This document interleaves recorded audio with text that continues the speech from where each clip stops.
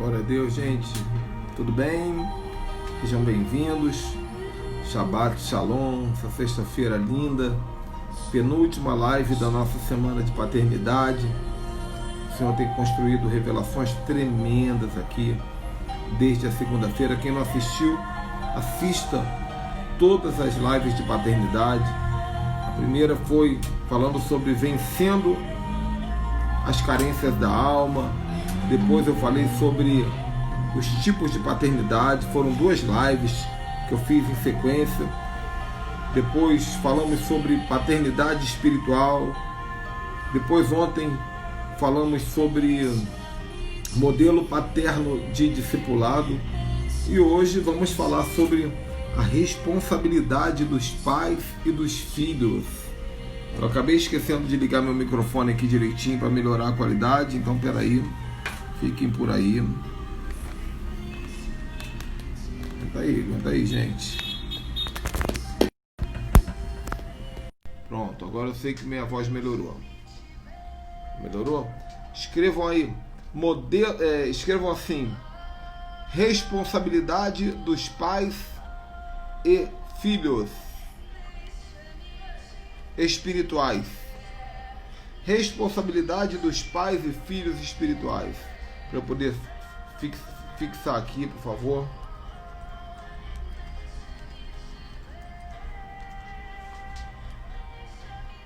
Depois que vocês escreverem, eu já vou estar abrindo aqui para o nosso convidado especial de hoje.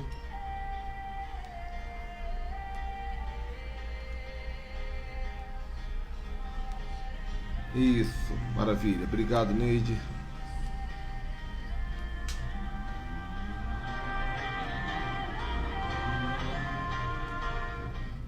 Glória a Deus. Gente, antes de eu falar aqui, de eu abrir para o apóstolo Jefferson, estamos no penúltimo dia da nossa semana de paternidade. Amanhã, sábado, às 11 horas da manhã, 11 da manhã, hein?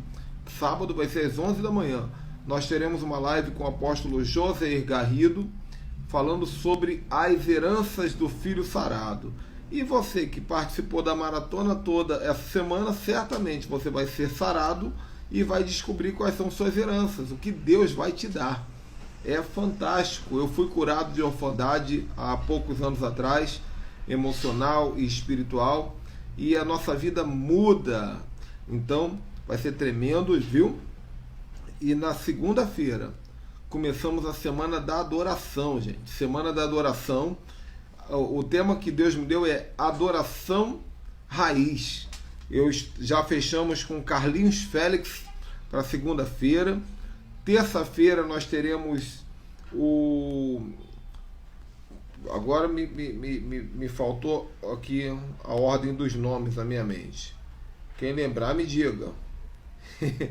É tanta coisa na minha cabeça, gente, que só Jesus.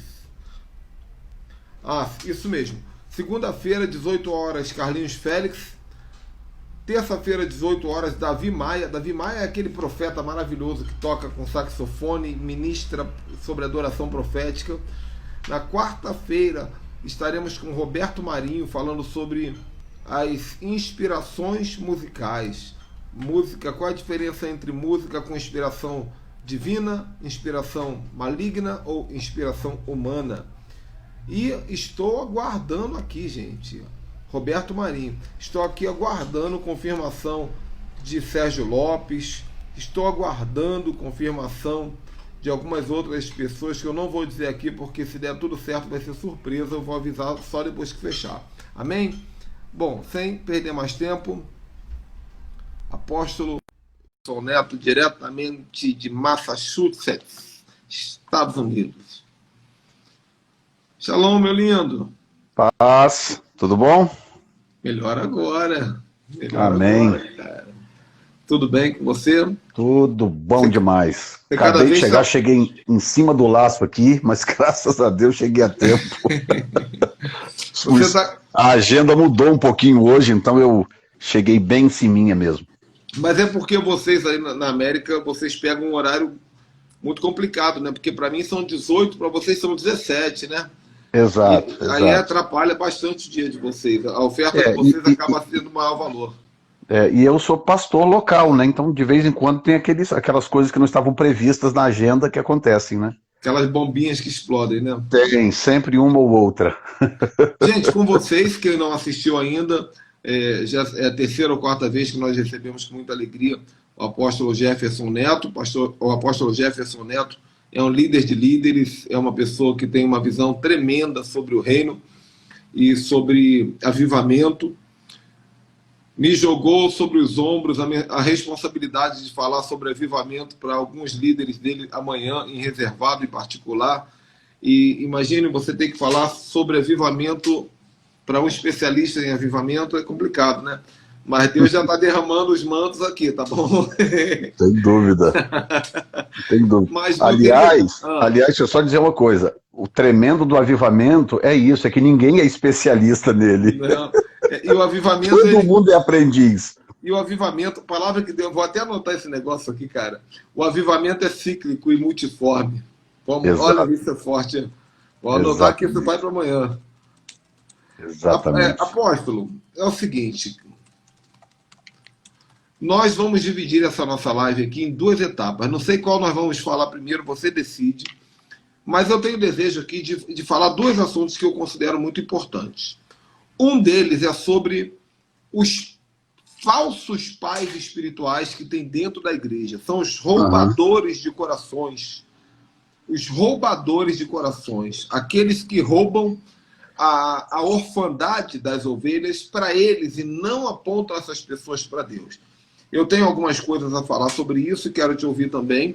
E também queremos falar sobre a responsabilidade dos filhos espirituais. Eu também tenho alguns códigos e quero trocar contigo. Então essa uma hora nossa vai ser uma hora muito bem aproveitada, se Deus quiser. Começamos por onde?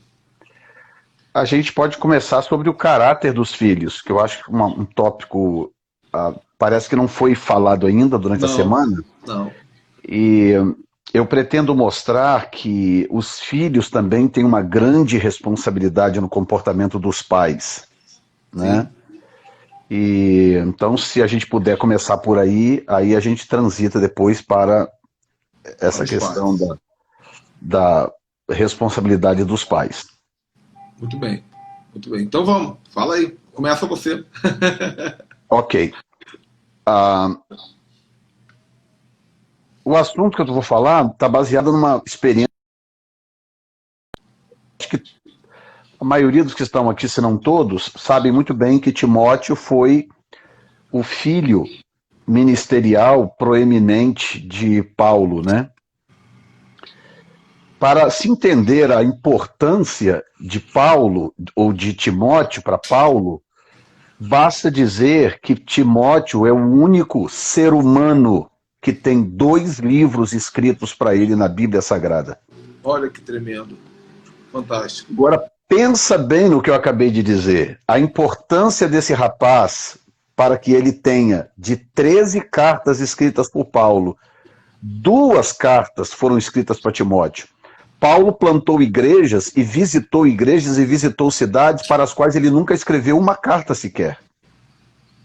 Um bom exemplo é o que muita gente chama de o mistério de a cidade, deixa eu tentar lembrar o nome aqui agora, Bereia, o mistério de Bereia, porque Bereia é tido como um grupo muito especial. Paulo chega a dizer que, Lucas, que é o escritor, chega a dizer que eles eram mais nobres do que os de Tessalônica.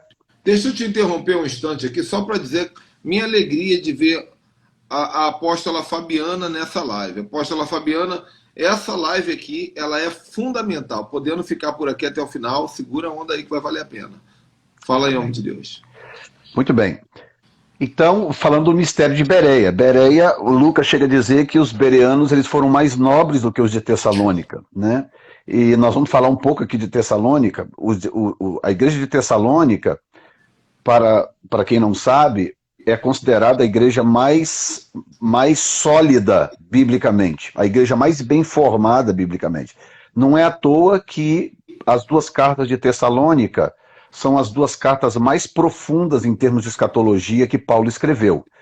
quer dizer, talvez o assunto mais complicado da teologia, que é a escatologia, Paulo escreveu 2 cartas com um teor muito forte escatologicamente para Tessalônica. Ou seja, era uma igreja acostumada com tutano, com picanha espiritual, né? E aí vem Lucas e diz, não, os bereanos eram mais nobres do que os de Tessalônica. E Paulo não escreveu nenhuma carta para Bereia, mas ele escreve 2 cartas para Timóteo. Então, o que eu quero mostrar aqui hoje é como que o caráter do filho pode influenciar o gozo do pai, o comportamento do pai. E eu não vou entrar aqui em definição de paternidade, porque você já deu um show nisso aí. A sua definição de paternidade é a mais completa que eu já vi, né? Você já apresentou algumas vezes aqui nas lives, então nós vamos manter essa definição que você tem apresentado aí como padrão. Em 1 Tessalonicenses capítulo 2, começando pelo versículo 17, diz assim, nós, porém, irmãos, sendo privados de vós por um momento de tempo, de vista, mas não do coração, tanto mais procuramos um grande desejo ver o vosso rosto. Isso é Paulo falando, logicamente, pelo que bem quisemos, uma e outra vez ir ter convosco, pelo menos eu, Paulo, vírgula. Aí vem a expressão, uma das expressões mais impressionantes da Bíblia, que ele diz assim, mas Satanás nolo impediu. Verso 19, porque qual a nossa esperança ou gozo ou coroa de glória? Porventura não sois vós também diante do nosso Senhor Jesus Cristo em sua vinda? Na verdade, vós sois a nossa glória. Capítulo 3, versículo 1. Pelo que, não podendo esperar mais, de boa mente, quisemos deixar-nos ficar sós em Atenas. Número 2. E enviamos Timóteo, nosso irmão e ministro de Deus, e nosso cooperador no Evangelho de Cristo, para vos confortar e vos exortar acerca da vossa fé, para que ninguém se comova por estas tribulações. Eu vou explicar do que ele está falando depois, porque vós mesmos sabeis que para isto fomos ordenados, pois estando ainda convosco, vos predizíamos que havíamos de ser afligidos, como sucedeu, e vós o sabeis. Portanto, não podendo eu também esperar mais, mandei-o, Timóteo, saber da vossa fé. Temendo, olha bem, isso é o grande apóstolo Paulo falando, temendo que o tentador vos tentasse, e o vosso trabalho viesse a ser inútil. Vindo, porém, agora Timóteo, portanto, Paulo estava escrevendo 1 Tessalonicenses no retorno de Timóteo dessa missão. Vindo, porém, agora Timóteo de vós para nós, e trazendo-nos boas novas da vossa fé e amor, e de como sempre tendes boa lembrança de vós, desejando muito ver-vos, como nós também a vós. Verso 7, por esta razão, irmãos, ficamos consolados. A expressão no grego significa restaurados.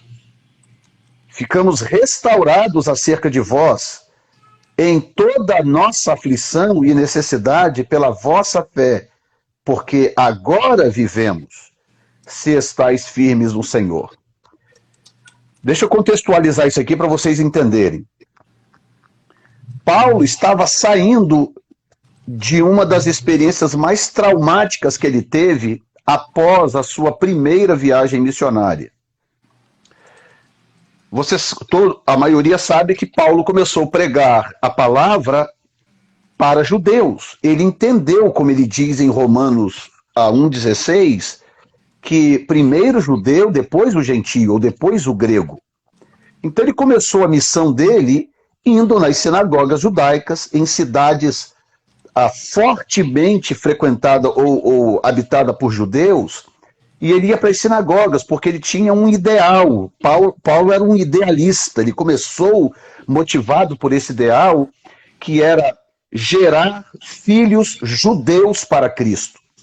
Ele chega a falar, quando ele começa ali do capítulo 9 em diante de Romanos, do 9 ao 11, ele fala claramente, poxa, se eu pudesse, eu abriria a mão da minha própria salvação para poder salvar os meus.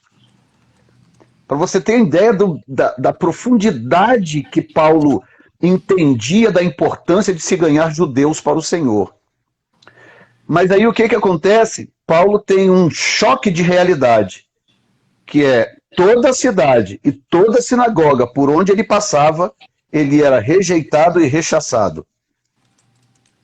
A ponto dele ser, basicamente, porque a maioria dos estudiosos acreditam que aquela experiência de Paulo em Listra foi de morte, foi onde ele foi ao terceiro céu. Eles acreditam que ele foi apedrejado, ele foi morto mesmo, porque o texto diz que ele foi dado por morto, ou deixado como morto. E alguns especialistas dizem que, na verdade, ele foi morto. Ele foi ao terceiro céu nessa experiência, e, portanto, depois ele conta essa experiência de ter visitado o terceiro céu. Ou seja, Paulo teve um choque de realidade muito violento que o levou a duas experiências. Experiência número 1, ele entendeu que o chamado dele era para os gentios. Uhum. E que, portanto, Deus o havia levantado como um apóstolo com autoridade de paternidade para gentios, né? Que aí vem um outro assunto que você já deve ter abordado aí nas suas muitas lives, que é o nível de autoridade apostólico, né? Uhum. Que cada apóstolo tem um determinado nível de autoridade, um alcance dessa autoridade, Uhum. e que cada apóstolo precisa aprender a identificar isso, né? E Paulo, só na sua segunda viagem missionária para frente, que ele discerniu o seu nível de autoridade. Que foi na segunda viagem missionária que ele tomou uma decisão. Você quer saber de uma coisa? Daqui para frente, eu estou lavando as minhas mãos e eu estou indo para os gentios. Porque ele entendeu que o seu nível maior de autoridade era entre gentios e era fora de Jerusalém. Paulo não tinha autoridade em Jerusalém. Jerusalém era um nível de autoridade que pertencia a outro apóstolo, outros apóstolos. Até o próprio Jesus, ele disse, né, naquele texto que o profeta não pode fazer nada sem honra, querendo ou não, falava de um nível de autoridade. Ele entendeu que claro, a quebra do princípio da honra desalinhou e desativou o poder de autoridade que ele tinha na sua cidade natal. Exatamente. Então, o que acontece? Paulo começou a focar em filhos gentios, ou de origem grega, né? Então, Timóteo é um deles. Timóteo, ele era miscigenado, meio judeu, meio grego, portanto não era considerado grego, porque o judeu... Se não me engano, um pai grego e uma mãe exato, judia. Exato. Por isso que Paulo o cobriu com a paternidade judaica que faltava nele. Exatamente. Então, o que acontece é que a segunda experiência de Paulo, a primeira foi essa de tomar a decisão de que o chamado dele era realmente para os gentios. A segunda coisa que aconteceu com Paulo foi um abatimento, uma depressão profunda. E não é incomum na Bíblia personagens bíblicos terem passado por depressões. Moisés teve uma depressão, Elias teve uma depressão e por aí vai. Jacó teve uma depressão muito profunda, mas a de Paulo foi muito severa e ele expõe isso aqui nesse contexto. Que basicamente o que está acontecendo é o seguinte, ele estava debaixo de um profundo ataque, Paulo estava acometido por um desânimo muito grande. O texto grego aqui revela isso.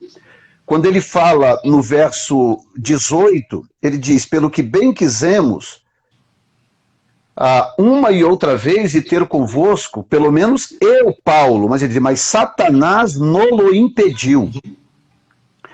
Primeiro que é um texto muito enigmático, porque você imagina, apóstolo Ricardo Ribeiro tem um evento, sei lá, em Natal, Rio Grande do Norte, uma grande conferência. Aí você não aparece na conferência. Aí daqui a pouco chega um e-mail, apóstolo Ricardo Ribeiro, irmãos, até que eu quis estar convosco, mas Satanás não permitiu. Satanás impediu.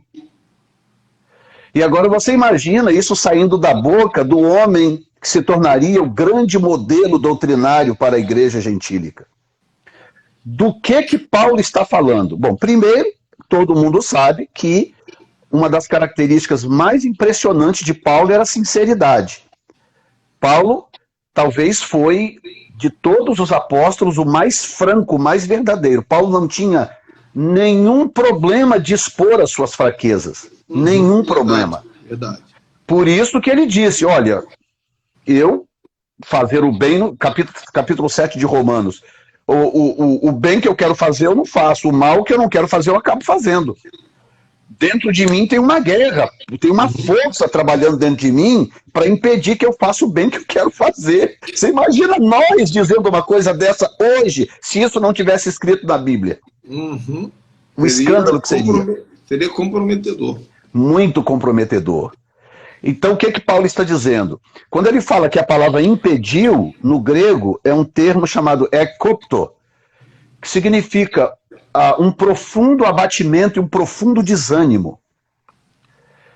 O que Paulo está dizendo é o seguinte, olha, eu até quis ir ter convosco, mas eu fui atacado por um profundo desânimo, profundo abatimento. Queria ir, mas não estava legal. Não estava legal. Eu não estava bem, não estou bem, não estava bem, eu fui abatido por um profundo desânimo, eu estou deprimido.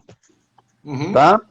Paulo está dizendo isso categoricamente. As pessoas hoje em dia têm dicionário de grego online, podem ir pesquisar sem nenhum problema, que vocês vão entender. Ekopto significa um ataque profundo de desânimo. Então nós não estamos falando daquele desânimo. Você chegou do trabalho muito cansado, está desanimado para ir no culto hoje. Não é disso que estamos falando.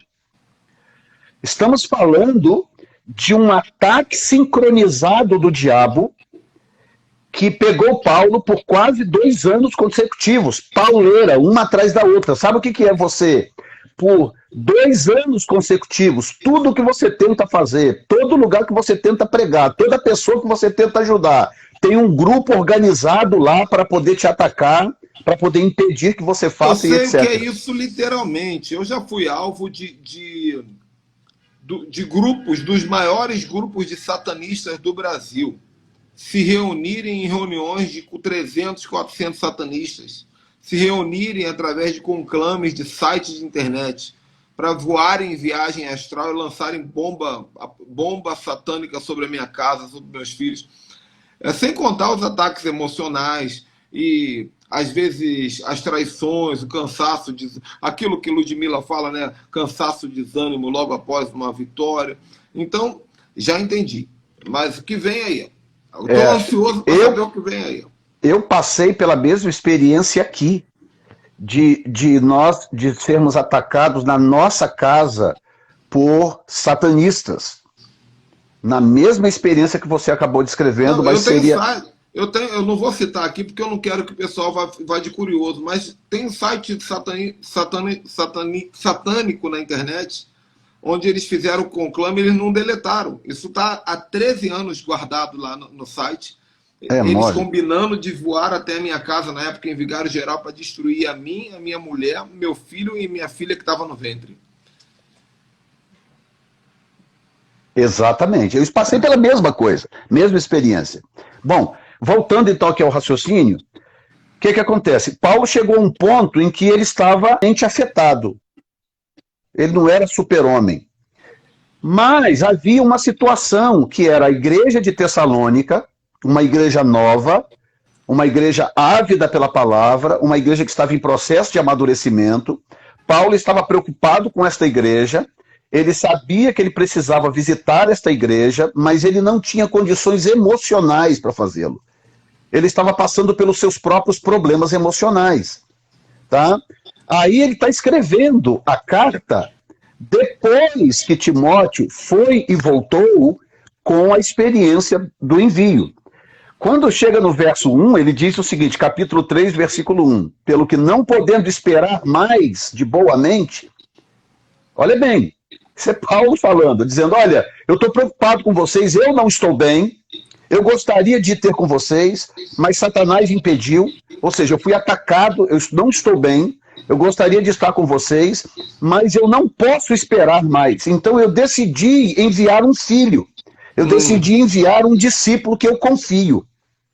Agora, prestem atenção, o que aconteceria hoje no modelo religioso de igreja? Agora está começando a chegar onde eu queria ouvir. Agora que eu estou começando a gostar. Exato. O que aconteceria hoje no modelo religioso de igreja se um pastor, um obreiro qualquer, pega um outro obreiro ou um suposto filho para poder substituí-lo numa experiência, deixando claramente que ele não está bem. Eu não estou bem emocionalmente. Eu estou passando por uma crise. Várias implicações, várias. Está entendendo? Primeiro que a igreja estava esperando pelo astro. Né? A igreja estava esperando pelo astro e o astro não chegou e mandou o chulé dele. E na cabeça da igreja é isso. Uhum. Eu sei porque eu já fui à igreja para substituir outros apóstolos como filho e eu vi a cara de decepção de quem recebeu. Uhum. E aí aumenta-se a decepção em imaginar que o astro, que é aquele que viria, não está bem, a ponto de negligenciar, entre aspas, um convite. É por aí que você está dizendo? É exatamente isso. E o mais comum são as divisões. O que acontece? Os supostos filhos de hoje, por isso que eu abri a nossa fala falando sobre o caráter do filho. Porque, veja bem, o apóstolo Ricardo falou na live de ontem, by the way, que live, hein? Fantástico. Que live a de ontem, espetacular. Fantástico. E ele disse uma coisa que muito interessante, que fazia parte desse raciocínio aqui. É que, no caso do filho pródigo, o pai e do filho pródigo, você pode perceber que o pai só pôde ser pai, de fato, quando o filho permitiu. Porque há momentos em que o pai até quer ser pai, ele entende de paternidade, ele quer cuidar dos seus filhos espirituais. Mas tem aqueles filhos cujo caráter não permite paternidade. O caráter é distorcido, o caráter não foi formado, ele não se deixou formar. Então, o que acontece? Acontece as punhaladas pelas costas, acontece as traições, as inverdades, as injustiças. Se eu tivesse que colocar dentro de estatística, na minha jornada dos últimos 15 anos, eu posso dizer que eu consegui reter 7% daqueles que vieram pedir paternidade. 7% se tornaram filhos de excelência. Outros se tornaram saqueadores, usurpadores, amaldiçoadores, roubadores de unção, plagiadores, sugadores, sanguessugas. E alguns não se tornaram nada disso, mas simplesmente se tornaram parasitas. Eles não exploram a paternidade. Aí está. Eu vi o Abe Uber uma vez. Eu vou ser rápido porque a gente tem muito para falar. Mas uma vez eu vi alguém pregando sobre isso e eu transformei num ato profético. Eu usei isso durante um tempo. Quando os pastores pediam paternidade para mim, eu dava um guarda-chuva de presente. Um guarda-chuva. E eu falava o seguinte: irmão, o guarda-chuva está na tua mão.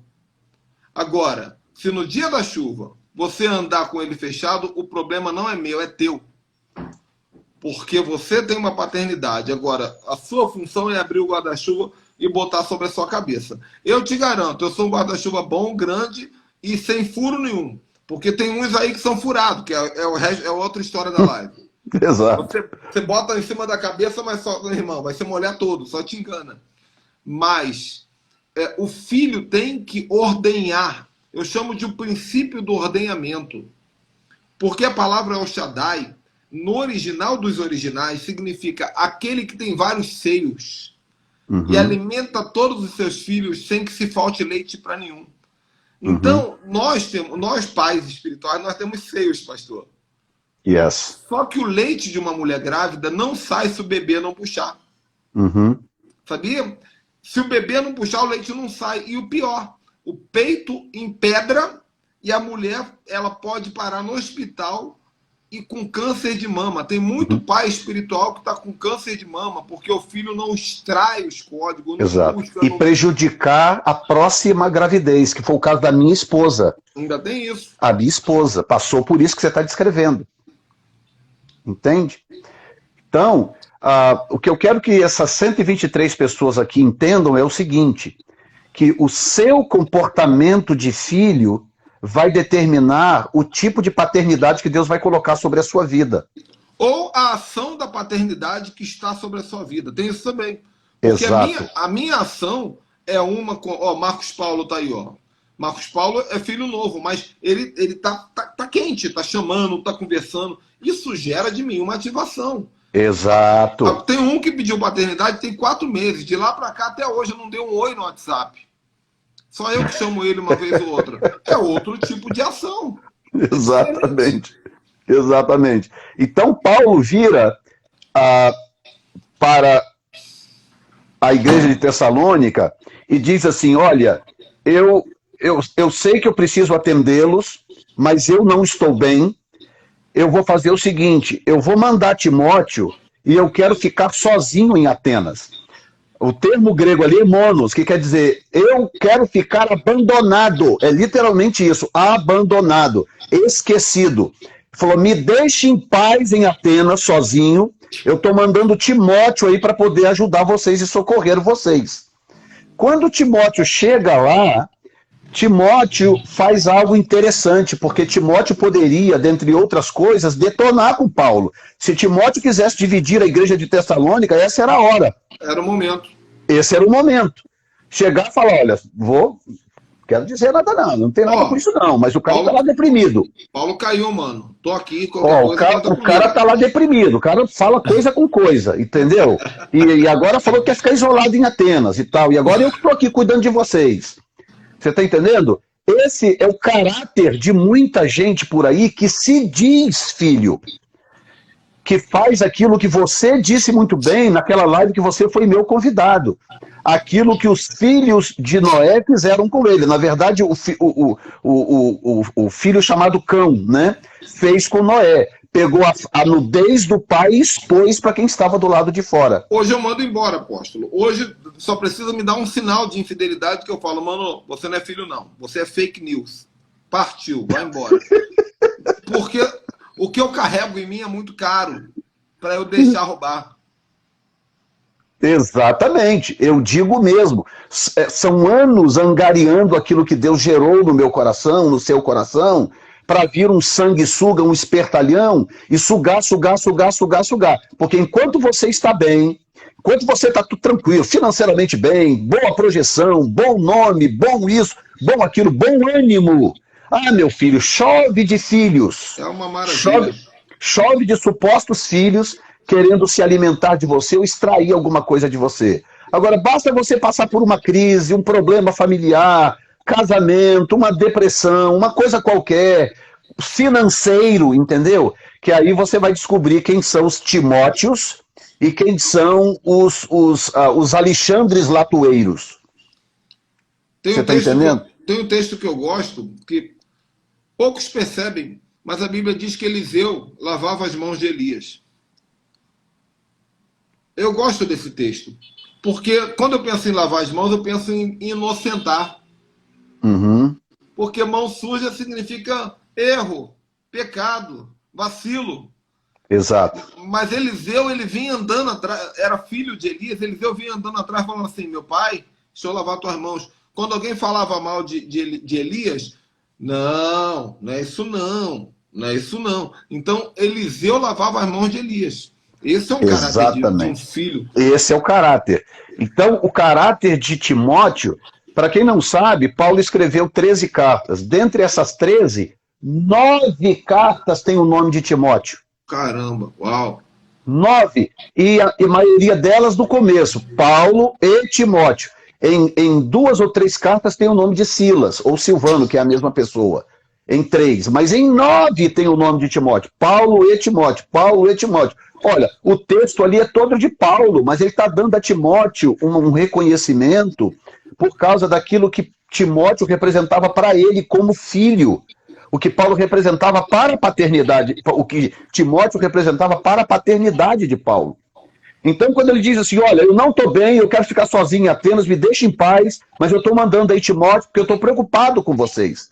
Aí Timóteo vai e diz, ele diz no verso 2, 3:2, Timóteo, nosso irmão, ministro de Deus e nosso cooperador no Evangelho de Cristo, para vos confortar e vos exortar a respeito da vossa fé. Então, Timóteo foi, porque a preocupação de Paulo é o seguinte, no verso um pouco mais embaixo, Paulo fala claramente que o medo que ele tinha é daquele ataque diabólico nele atingir também a igreja de Tessalônica, que era uma igreja mais recente.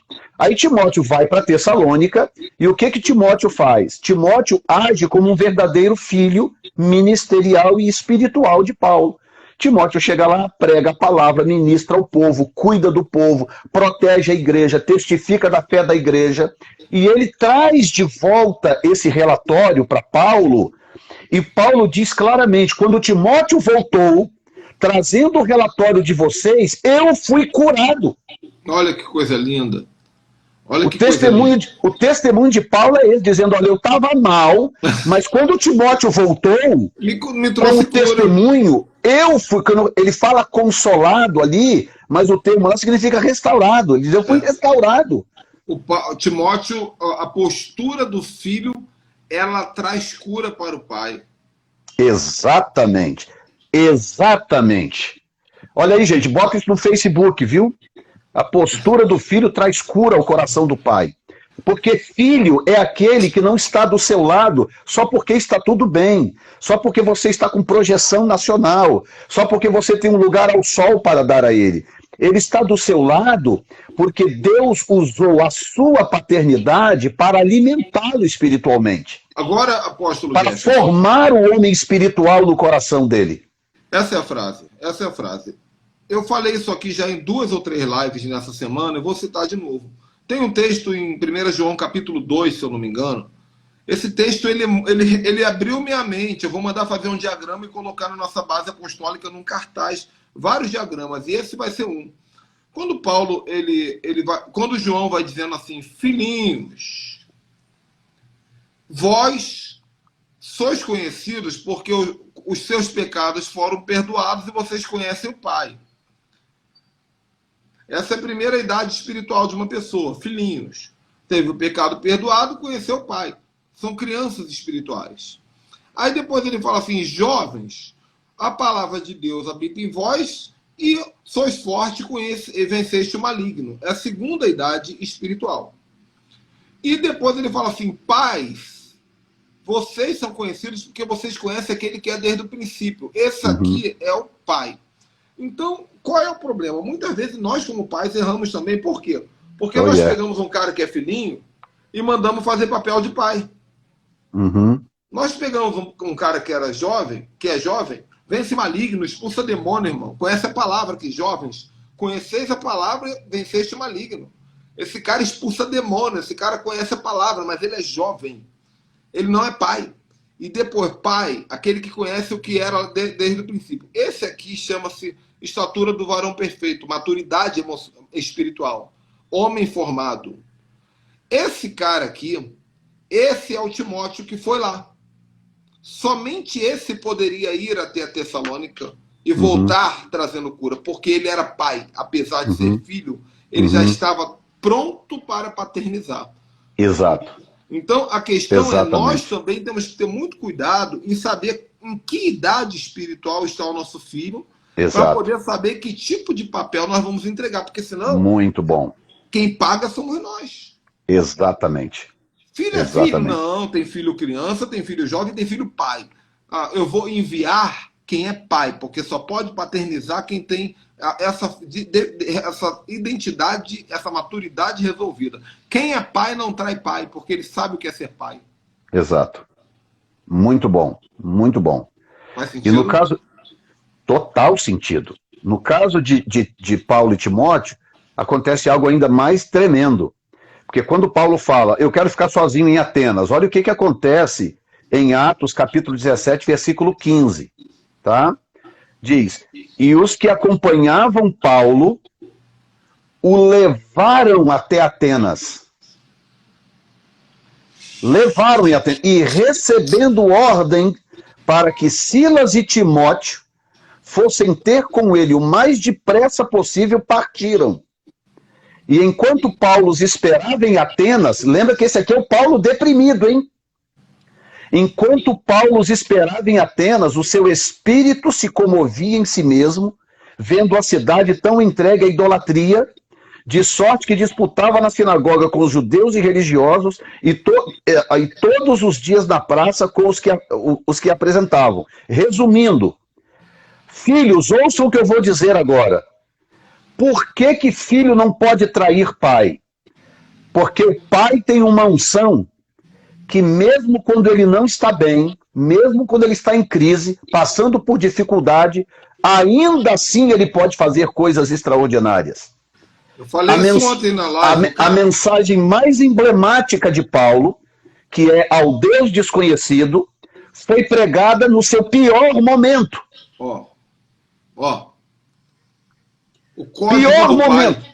Pior momento de Paulo. Eu quero ficar sozinho em Atenas, me deixa em paz. Mas aí tá andando por ali, o espírito começa a se mover dentro do cara, o cara começa a ver aquele monte de altares, o cara vai e começa a reunir o povo, e o povo mais exigente que tinham, que eram os sábios gregos. E ele vai e prega a mensagem mais emblemática do seu ministério ao Deus desconhecido e deixa toda a cidade de Atenas empavorosa, porque ninguém nunca tinha ouvido aquilo que saiu dos lábios de Paulo. Agora, eu quero chamar atenção para isso, que quando Paulo vira para Timóteo e fala assim, ok, Timóteo, vai lá cuidar disso aqui e me deixa sozinho em Atenas. Timóteo fala, não, eu vou te levar em Atenas, eu não vou deixar você ir sozinho, não.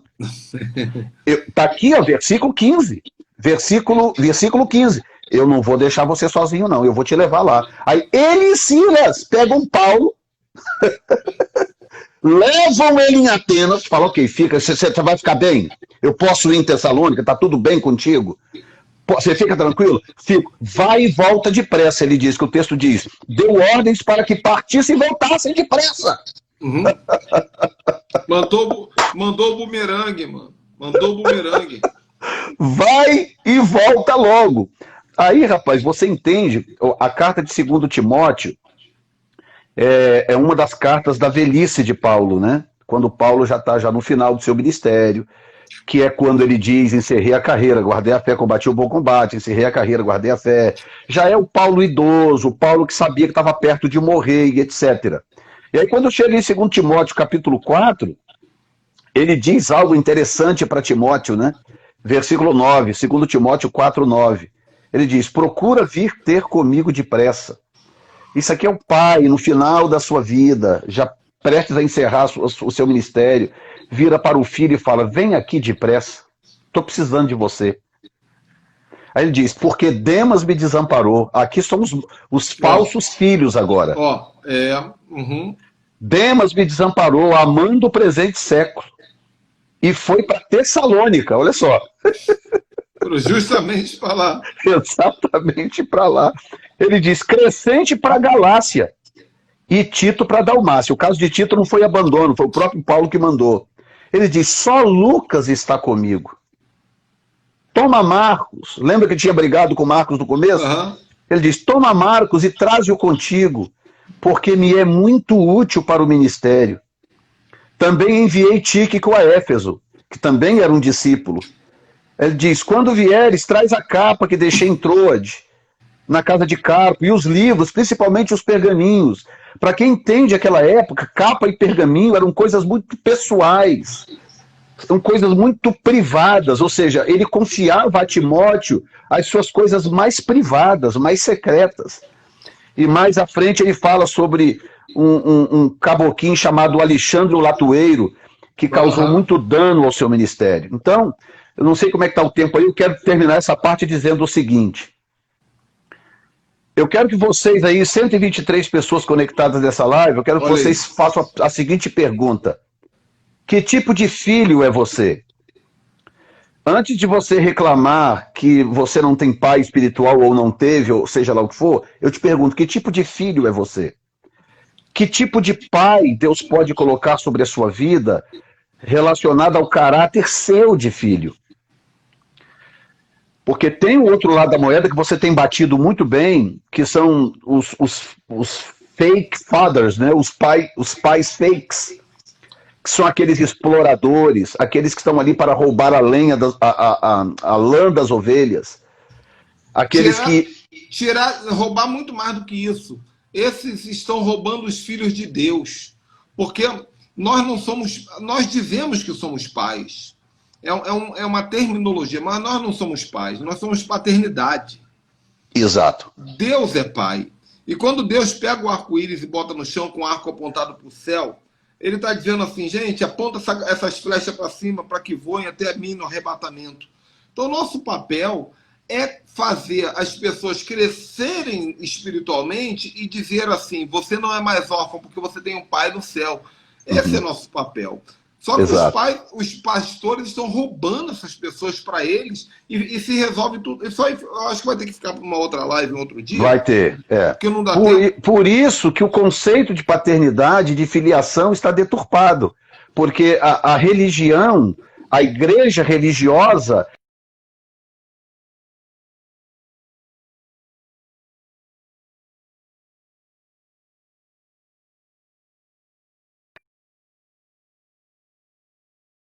o que nós temos hoje é uma distorção dessa compreensão. Nós temos membros de igreja e pastores, ou seja lá qual for o título do indivíduo, que é um profissional do sistema.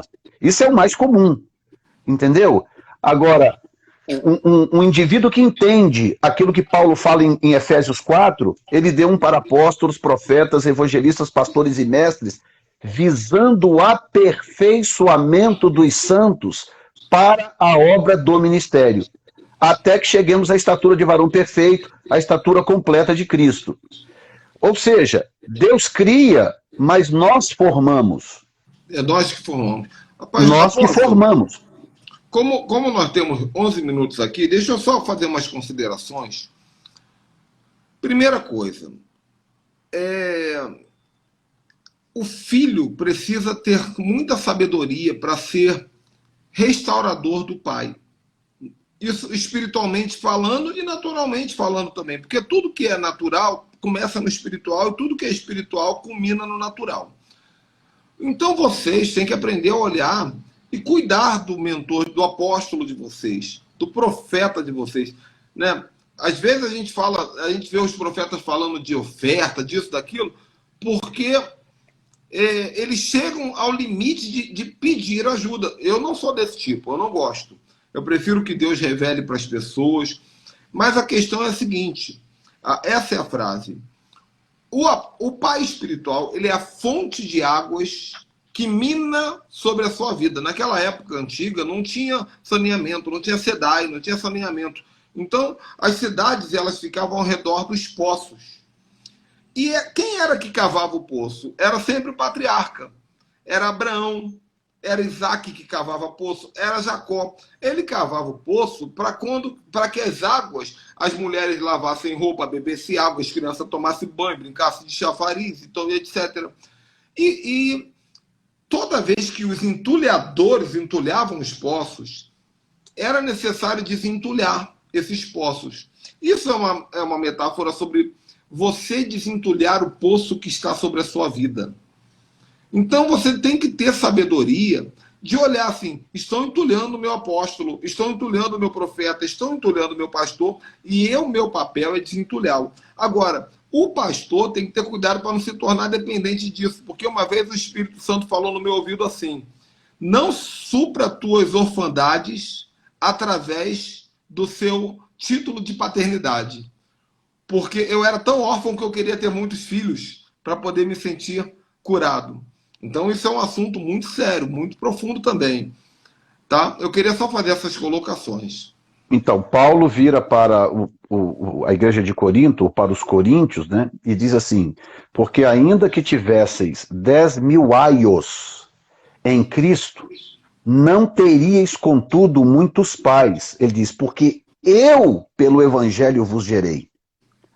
O que acontece?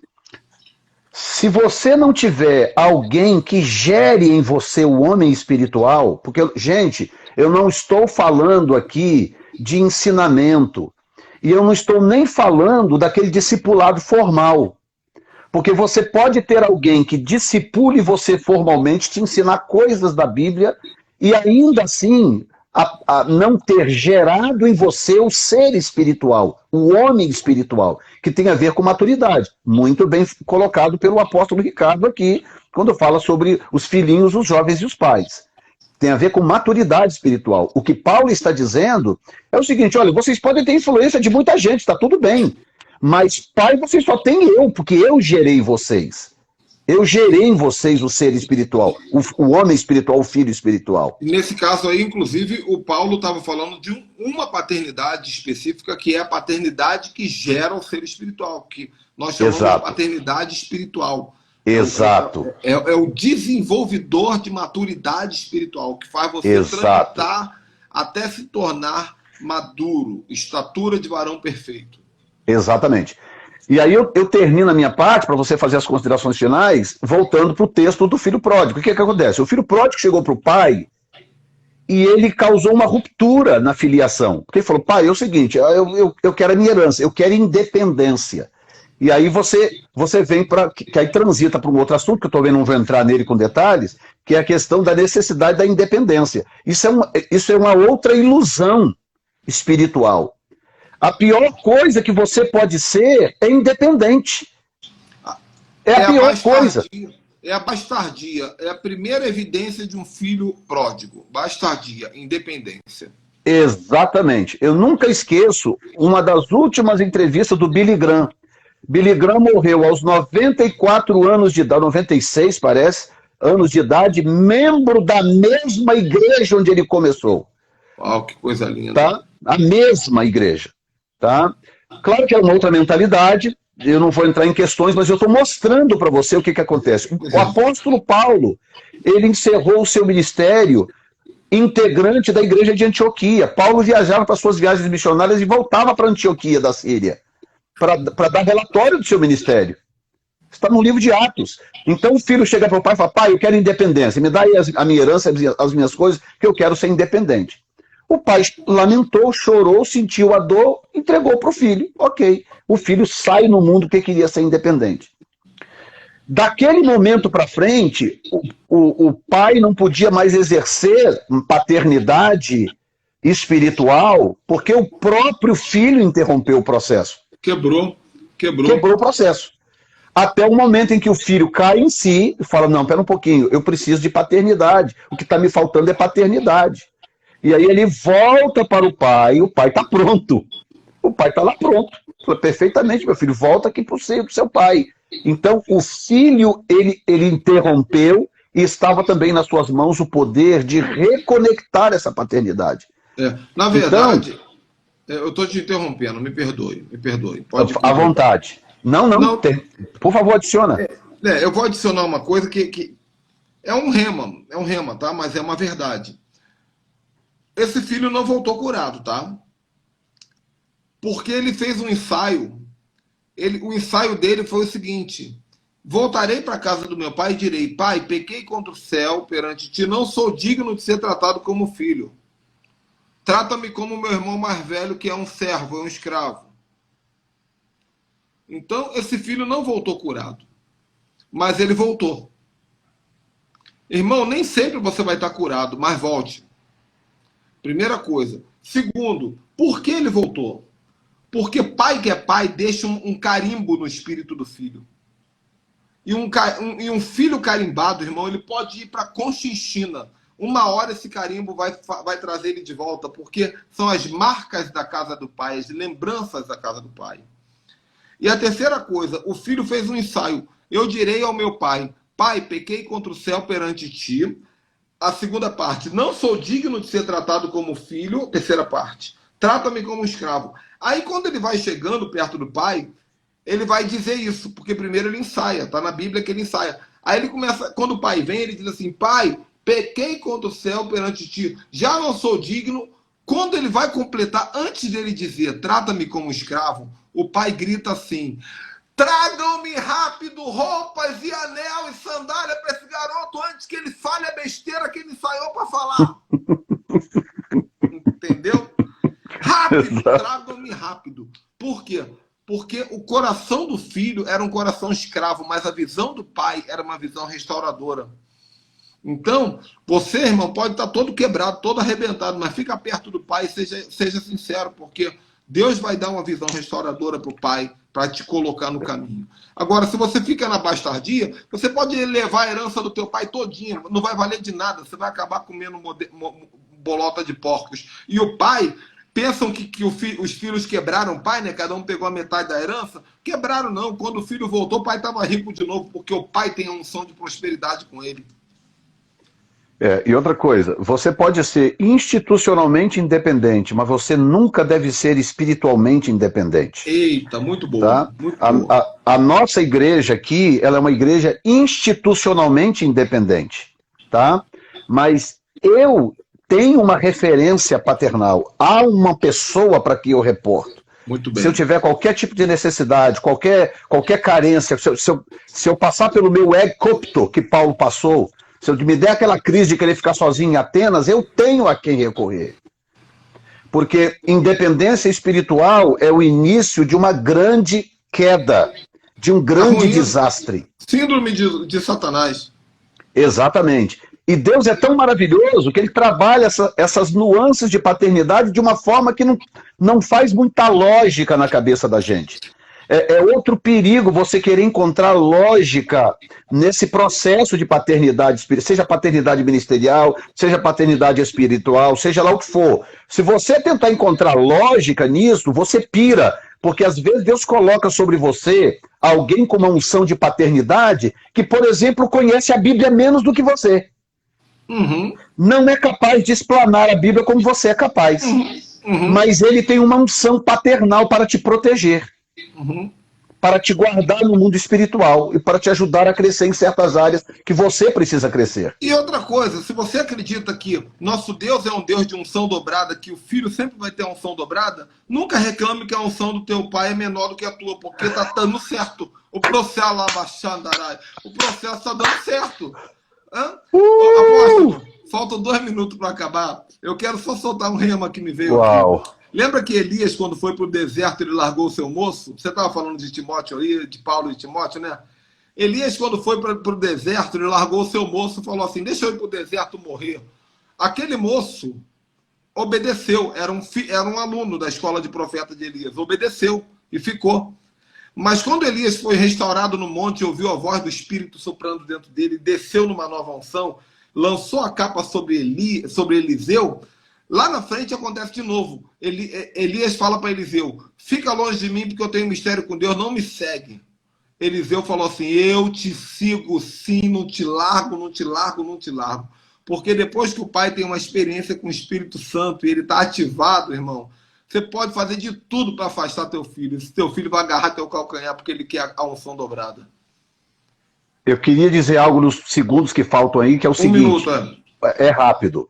Na nossa rede mundial de avivamento, rede de líderes, que nós temos quase 200 líderes hoje, nós temos um grupo de psicólogos, tá, formado para assistir líderes.